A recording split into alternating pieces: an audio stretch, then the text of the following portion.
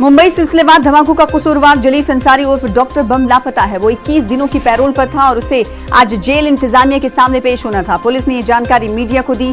ख्याल रहे कि जलीस अंसारी को पैरोल के दौरान रोजाना सुबह 10:30 बजे से 12 बजे के बीच अगरीपाड़ा थाने में हाजिरी देने को कहा गया था, लेकिन जुमेरात को मुकर्ररा वक्त पर वो थाने नहीं पहुंचा।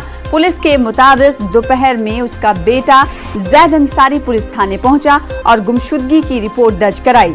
पुलिस से इसकी तलाश में जुट गई है। जलीस अंसारी मुंबई के अगरीपाड़ा का रहने वाला है और मुंबई धमाकों के केस में उम्र कैद की सजा काट रहा है। तो इतना परेशान हुए उनके भागने के बाद से। हम लोग तो कुछ चाहते हैं कि वो खुद अरेस्ट हो जाए। तो हम लोग का पूरा घर परेशान है।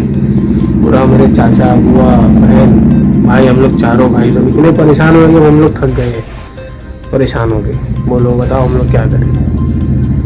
एकदम मेरे चाचा भी पुलिस चौकी में। हम लोग सुबह 9 बजे से बैठे और हम लोग हर तरफ हर तरीके से पूरा कोऑपरेट करेंगे। उसके लिए कुछ भी करना पड़े।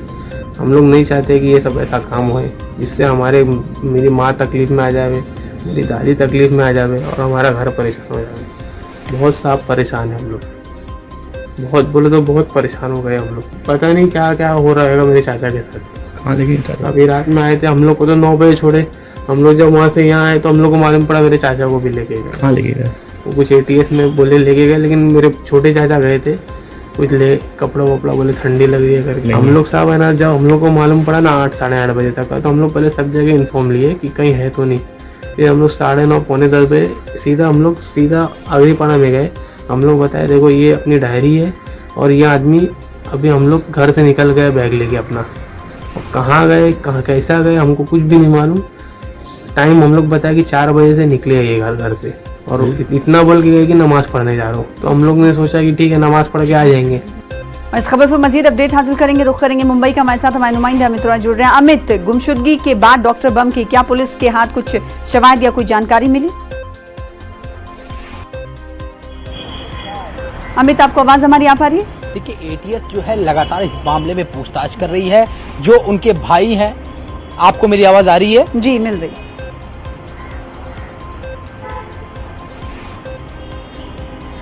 ATS लगातार जो है इस मामले में पूछताछ कर रही है। घर वालों से लगातार पूछताछ कर रही है। बेटे से पूछताछ हुई है। जो गायब हुए हैं अंसारी, उनके भाई से पूछताछ हुई है।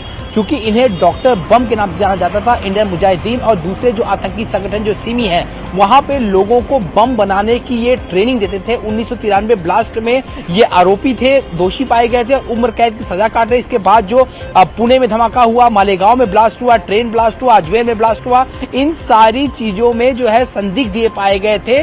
तो पुलिस की डायरी में जो है ये अव्वल नंबर यानी बेहद खतरनाक टेररिस्ट में जो है इनका नाम जो है वो शामिल है। और ये अजमेर जो है जेल में सजा काट रहे थे और पेरोल पे जो है 21 दिन के लिए बाहर आए थे। और आज उन्हें फिर से जेल प्रशासन के सामने उन्हें हाजिर होना था। लेकिन कल जब उन्हें 10:30 से 12 के बीच में वो हाजिरी देने के लिए पुलिस स्टेशन नहीं पहुंचे, तो पुलिस वालों ने उनके बेटे को बुलाया और बेटे ने कहा कि वो सुबह जब नमाज पढ़ने के लिए घर से निकले थे बोल के, और तब से वो लापता है। ATS लगातार उनके मोबाइल की लोकेशन को जो है वो ट्रेस करने में लगी हुई है। उनके घर वालों से जो है कल से लगातार पूछताछ चल रही है। अंसारी के भाई को रात भर ATS ने जो बुला के रखा था, पूछताछ चल रही है। और अंसारी के 4 बेटे हैं और चारों बेटों से उनकी जो माँ है उनसे लगातार पूछताछ है। लेकिन अभी तक जो है अंसारी का बिल्कुल पता नहीं चला है। पुलिस जो है लगातार ये कोशिश करी कि जल्द से पता चल जाए कहीं वो किसी और टेरर एक्टिविटी में जो है आगे शामिल तो नहीं हो रहा है। ये सबसे खतरनाक बात है पुलिस के लिए और ATS के लिए।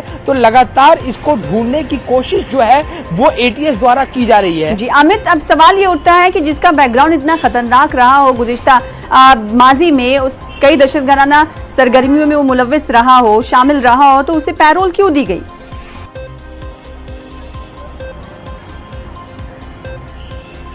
देखिए, सबसे बड़ा सवाल यही है कि इस मामले में आखिरकार उसको पेरोल क्यों दी गई। जैसा मैंने आपको बताया कि 1993 ब्लास्ट का आरोपी था। उसके बाद जैसे पुणे ब्लास्ट की बात करें, मालेगांव की बात करें, ट्रेन धमाकों की बात करें, राजधानी एक्सप्रेस में हुए धमाकों की बात करें, जयपुर धमाके की बात करें, सब में ये शामिल था। और सबसे बड़ी बात है, इसको डॉक्टर बम के नाम से जाना जाता था, जो सिमी और इंडियन मुजाहिदीन जैसे आतंकी संगठनों से जुड़ा था और उन्हें बम बनाने की यह ट्रेनिंग दे रहा था। तो ऐसे में ऐसे खतरनाक अपराधी को जो है आखिरकार पेरोल पे क्यों छोड़ा गया। सबसे बड़ी बात है कि आज उसे सरेंडर करना था, यानी जेल प्रशासन के सामने उसे हाजिर होना था और एक दिन पहले ही वो गायब हो गया। तो अपने आप में बड़ी संदेह जो है बात है ये। और पुलिस लगातार जो उसके मोबाइल के लोकेशन को ट्रेस करने की कोशिश कर रही है, लेकिन अभी तक कुछ जानकारी नहीं मिल पाई। हालांकि एटीएस जो है वो लगातार उसके परिवार से पूछताछ चल रही। कल जब से गायब होने की गुमशुदगी की रिपोर्ट लिखाई गई है, परिवार के हर सदस्य को जो है एटीएस ने बिठा के रखा, उससे पूछताछ चल रही है। रात भर जो है अंसारी के भाई से पूछताछ चल रही है। अभी भी मैं आपको बताऊं,